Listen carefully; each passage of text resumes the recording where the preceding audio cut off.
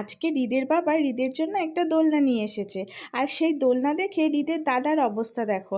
এদিকে বাবা দাদাকে বলছে তুই একটু বসবি, তো জোর করে পিকো দাদাকে দোলনায় বসিয়ে দিয়েছে। পিকো দাদার তো ভয়ে অবস্থা খারাপ হয়ে গেছে, কিন্তু অনেকক্ষণ পর একটু বোঝার পরে ও বেশ দোল খেতে কিন্তু মজাই পেয়েছিল, চুপচাপ বসে দোল খেলো। এবার দাদার তো হয়ে গেল, এবার তো ভাইয়ের পালা। তো বাবা এখন ভাইকে দোলনায় দিয়ে দিল। তো দোলনায় উঠে ভাই ভাবছে ওমা এ কোথায় এলাম, আগে তো কখনো এটাতে শুইনি।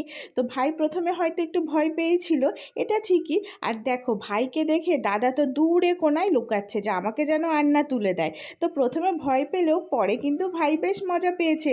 তো প্রথমে চুপচাপ থাকলে দেখো এখন কি সুন্দর খেলছে দোলনাতে শুয়ে শুয়ে। এই তো বাজে, এই তো কথা বুঝতে পারছি। এই যে আনন্দ হচ্ছে। বাবা হাসি দেখো কি, কি সুন্দর হাসি, খুব আনন্দ পেয়েছে।